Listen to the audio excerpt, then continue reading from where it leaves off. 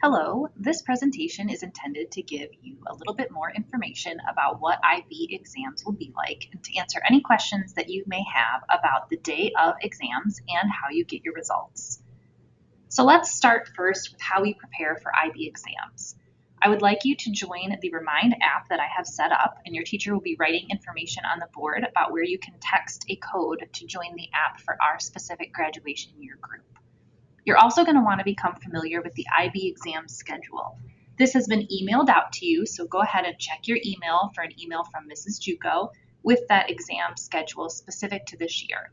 I highly recommend printing out a copy and highlighting the exams that you are taking, since there will be days where there are exams that you do not have to appear at school, since those are not classes that you are taking. I also suggest setting a time to stop studying each evening. So for example, you could decide that after 8 p.m., this is going to be your relaxation time. So this would be a good time to play a video game, watch a TV show, have a calming meal or dessert with your family, and schedule time to relax instead of trying to stay up really late each night to cram for the IB exams. Studies show us that preparation done the night before is typically not very effective, so schedule some time for yourself to decompress and relax. On the morning of the exam, make sure that you leave with plenty of time to arrive on time to the exam. The exams start at the posted time, but we expect you to be in the room ready to go 15 minutes prior to the exam beginning. It would be a good time to get there early, make sure you have a parking spot, you've stored away all your belongings, use the restroom, and are ready to go by the time the exam starts. I also suggest eating a quality breakfast. If you're not usually a breakfast person, this could be something quick like a granola bar in the car on the way to school, but make sure that you have had something in your stomach to get you through a morning or an afternoon of exams without getting too hungry in the middle. I also recommend dressing in comfortable layers. The temperature of our school can certainly fluctuate, especially in the spring, so it's a good idea to be prepared to take on or take off or add additional layers so that you're comfortable in the testing room. We also see quite a few students show up in comfortable clothes like sweatpants, so keep that in mind as you're planning what your outfit of the day will look like. So as I mentioned, you're going to arrive 15 minutes before the start of the exam. You're going to want to leave everything with you in your car because there won't be a place to put anything once you get to the exam room. Really, all that you can bring inside with you is water in an enclosed bottle, meaning it has a lid that can be closed, so if it's kicked over, it's not going to spill all over the place. We also only allow water because other liquids could clear and could spill and ruin an exam if they are not a clear water liquid. The other things that you are available to bring with you, we would like you to bring a clear Ziploc bag with either dark blue or black pens in them, highlighters, and pencils. As we know in IB exams, you are not allowed to have whiteout, so that should not be in your bag. You also cannot have pens that are designated as gel pens. So take a look at your pen, and if it has a G on it or gel anywhere on the pen or the packaging, you are not able to use that. You're going to want to use just a standard ballpoint pen, something that you're comfortable with and that won't smear as you're writing with it. So things you cannot bring in with you to the exam room. Do not bring your phone. If you can, I recommend leaving your phone in the car. That way when you're finished with the exam, you're able to just walk out of the building, head straight to your car, and you can head home. If you get dropped off at school and you need to bring your phone, we'll have you power those off, we'll collect them in a box and take them to the office. So you'll have that extra step to check out of the exam to go get your phone back from the office. You are not allowed to bring any watches of any kind. So obviously it's clear why we can't have a smartwatch, but even just a basic analog watch is no longer permitted. You cannot bring AirPods, even if they're in your pocket. I know that many of you are just used to carrying those around everywhere that you go, so please double check your pockets before the exam starts that those are left out of the testing room. You cannot bring food into the exam. If you do have a blood sugar condition or some other reason why food would need to be available to you, please just send me an email and we can make sure that you have the appropriate accommodations for that. I already mentioned that you cannot bring drinks other than water. You cannot bring notes, scratch paper, answer sheets, things of that sort. And then whiteout is also not permitted. So if you make a mistake, you're just going to use your pen to calmly cross out that answer. You don't need to blacken it in, just calmly cross it out, and the examiner will know that you do not want that part scored. Before the exam, did I mention, please arrive 15 minutes before the exam starts. That's considered on time. You're going to leave everything in your car or outside of the exam room. Use the restroom before the exam begins. I'll talk about how you can use the restroom during the exam in just a couple moments. And then you're going to quietly and calmly enter the exam room and look for a cover sheet with your name on it. So this blue sheet in the image is what an IB cover sheet will look like. And the parts that are covered up with the Post-it note will have your name. It'll obviously say International Academy, and then it'll have your candidate number printed on that sheet. So I'll talk in a moment about how you're going to copy that candidate number onto the answer document, but you won't need to memorize that. It'll be printed on your cover sheet. So you go look for that sheet, which is typically in alphabetical order, and that'll be where you'll sit for the exam, and you'll just sit and hang out and wait for directions. After the proctor passes out each exam, they'll start the time, but what's different about IB exams is you'll get 5 minutes reading time for most of your tests. So they'll let you start, you read with your pencil down. You cannot highlight or mark anything during that part of the test. And then you'll keep reading through the exam for 5 minutes, and then at that point, the exam time will actually begin. So each exam is about 5 minutes longer than what is actually posted. So I mentioned on the answer booklet, this is what the answer booklet looks like. There's the squares at the top there where you're going to copy in your candidate number that's found on your cover sheet. It'll also have you put your candidate name. When they scan this in at the scanning center, they do not scan that top part, so the examiner doesn't see that, but that helps make sure that your papers get stored correctly with your information. On the left-hand side in that margin, you'll see those boxes. That's where you're going to write the number of the question that you are answering. So if your question goes longer than that small space, you do not have to write it every time. You'll just write the number when you start a new question there. If you need additional pages, these come in a little 4-page booklet. We have tons of them at our school. So if you want one to just make a rough outline on that you don't want to submit, if you want to skip large spaces in between questions to stay organized, whatever you need, we have more than enough to give you as many papers as your heart desires. If you finish your test early, we could even give you one to draw a little picture. You just won't be able to keep it at the end because we have to destroy or submit every paper that leaves the exam room. Again, if you write an incorrect answer, I already mentioned we cannot use whiteout, so you'll just go ahead and cross that out. For science paper 1, you have a multiple choice test, which is pretty standard. It looks similar to other multiple choice tests you've taken before. These will be filled in using a pencil, but what's a little bit different, aside from the squares instead of a circle, is that you are allowed to just put an X inside the square. So often students will go through and put X's first, and then if they have extra time, they'll go back and fill them in completely. Some students feel uncomfortable just putting the X because that's a little bit different than what they've done through their whole schooling career. So if you'd rather just fill it in, that's totally fine, but either of those will be scored correctly. For the multiple choice, there is no 5-minute reading time, so they'll remind you of that in the directions, but right when they finish the instructions, you'll be allowed to go ahead and start that exam. When you're taking the exam, some tips to remember are that you're going to listen to all the instructions clearly, especially for those first few tests. The instructions for each exam are the same, so after a while you'll feel really comfortable with the format and probably have those directions mostly memorized.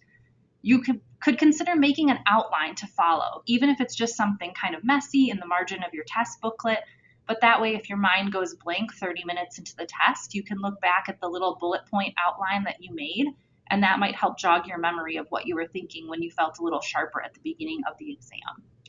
Try to write clearly. If you have messy handwriting, you could consider skipping lines when you're writing. Again, we have as much paper as you would like, but make sure that the examiner can actually read what you're writing so that you can get all of your points. Feel free to use that full amount of time. You are not allowed to leave early, so you may as well use every moment allotted to you and work all the way up until the end. Similarly, you're going to want to pace the clock. So you don't want to go overtime because once that time is called, you'll have to stop working. So keep in mind when they give you those warnings about how much time you have left, make sure that you have paced out the clock and allowed adequate time to respond. If you need anything during the course of the test, like if your pencil breaks or your calculator ran out of batteries, if you need to go to the restroom, you're just going to raise your hand and someone will come over to you. Of course, we wouldn't be shouting out during an IB exam, and you cannot get out of your seat without permission. So a helpful reminder is that when time is called at the end, you may not continue writing in any way. So that means once they say time has ended, your pencil should be down and you should be, cracking your knuckles, stretching your hands from all that writing, but you will not continue writing, even if you are not finished. All right, if you need to use the restroom during the exam, you're going to raise your hand and wait for one of the proctors to come over and help you. They will follow you to the restroom and they go in before you to double check that there is no textbook stored in there, no one has hidden a phone, someone didn't write a bunch of math equations in the stall. They'll double check that everything looks clear, and then you'll be able to use the restroom. And it's a little awkward and uncomfortable because they actually go in again after you've left to make sure that you weren't the person in there trying to write equations on the wall. So they'll double check behind you. It's a lot of togetherness time that people don't really want to have with their invigilator. So again, it's best if you can use the restroom during those 15-minute breaks between papers or before or after the exam, but it is an option in case the need arises while you are taking the test. Our invigilators are happy to help you do so. Just keep in mind that there is sort of this unusual extra secure procedure. It's also important to note that no time is added to the exam. So if you do leave and use the restroom for 10 full minutes, you will lose out on that 10 minutes of testing time. Once the test has ended and your invigilator has called the end of the exam, everyone stays seated until the exam has concluded, and the invigilators will pass out this little green string tag. So you loop this, it's really a piece of yarn with plastic tabs on the end. You loop that through the different hole punches on your answer sheets and you bind your pieces together with that string. This helps keep everything together when we put it in a box and it's physically mailed to the scanning center, and then they're able to slice that open and separate the pieces as needed. Another important thing to remember is that you're not allowed to discuss the exam at all until 24 hours has passed. So with other people in our school cohort, you are allowed to talk about it with them. But if you had a friend who, say, goes to Y-High or IMacomb, you are not allowed to speak about the exam until 24 hours. Now, the IB is not tracking you with secret cameras, so they may not know. However, things I would definitely caution you against would be posting online or writing down anything that could be traced back to you.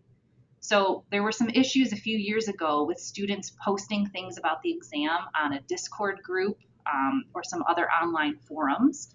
And the IB actually paid money to track the IP addresses of students who had posted that information, and they withdrew their IB diplomas from them.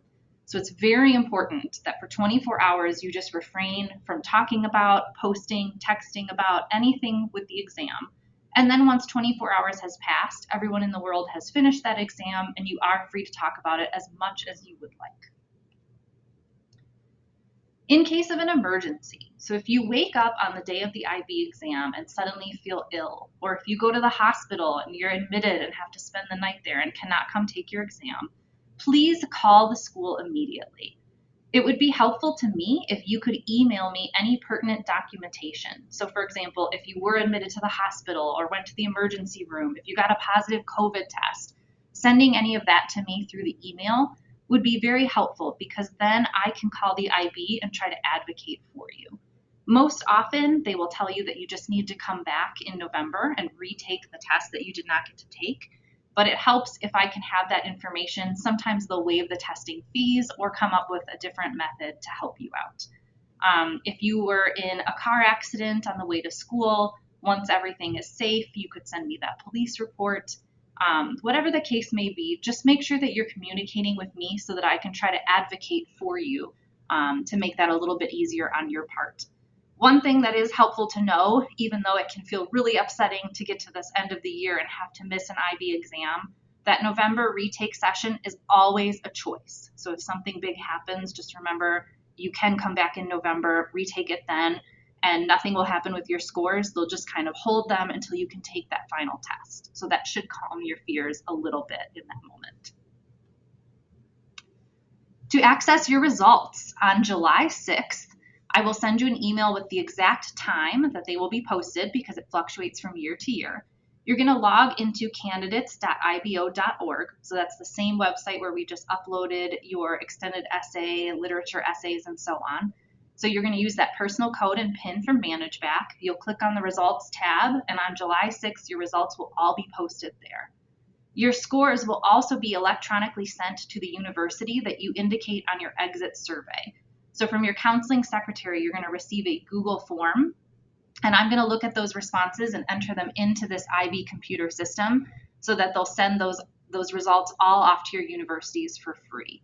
If you decide later to change your university or you want to transfer to a different school, you're able to request those results yourself for $17 through the IB website. So now, what if we get to July 6th and we didn't earn our IB diploma, or our score was not what we thought it would be? There are a couple options. You can pay to have your exam rescored. So for example, if you know you're a really strong math student and you expected a great score, but your score came back a little bit off, you could pay $125 to have a second IB examiner grade that same paper. Now, 80% of the time, the score comes back and it's the same. So that $125 is kind of wasted. However, in 20% of those cases where students really feel like the exam may have been scored incorrectly, that exam has come back with a different result. So keep in mind the score can move up or down, but if the score changes, the IB does give you your money back and the new score sticks. So again, that's true whether it's a move up or down. So what I would have you do is talk about that with me in the summer. I'll send you an email with information about exactly how this process would work, but basically you fill out a Google form and you pay online, and then we submit it to the IB and they rescore it. So I wouldn't recommend this to you if your grade was really close to that lower score boundary. We really only do it if you're a point or two away from the next highest grade band. Again, more information will come out about that in July when it's more relevant to you, but just know that that is an option there as well. The other choice is to come back and retake an exam in November. So that's there for students who were absent or ill during the exam, but also if a student didn't get the score they were hoping for, or if they were to fail it, like if they were 1 point away from their IB diploma, sometimes students will come back and retake a test in November. So that does have an $150 fee with it. And those tests do take place on a schedule similar to your May exam session. So it'll be a specific day and time that you will have to show up, meaning you'll probably have to miss some college class to come back and take that exam at school. So again, if that's something that you're interested in, you will email me about that in the summer, and I'll have more information coming to you before July 6th about how all of that would work. All right, some final reminders.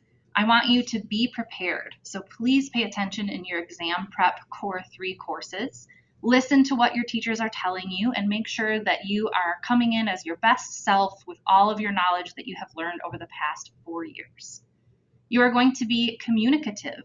So if anything happens, you are going to go ahead and call the school right away so that we know not to expect you and it doesn't hold up the rest of the test takers. You'll send me any information that you can so that I can try to get those retake fees waived for you. But you're just going to let us know what's going on so we can help support you in the best way we can. And then lastly, you're going to be confident. So show up as your best self. You're going to dress in layers and be comfy. You're going to have a full breakfast. You're going to have that water with you and your favorite pens, all of your good luck things. And you're going to come in knowing that you worked really hard for the past 4 years and that you are going to do amazing on these exams. So it's helpful to keep in perspective that our main goal is just to earn a little bit of college credit now, but we have all got this. We are all so proud of you and so happy that you've gotten to this point, and we are looking forward to celebrating with you soon at graduation. If you have any questions about IB exams, feel free to email me, Ms. Juco, jjuco@bloomfield.org, and I'd be happy to answer them for you. Thanks.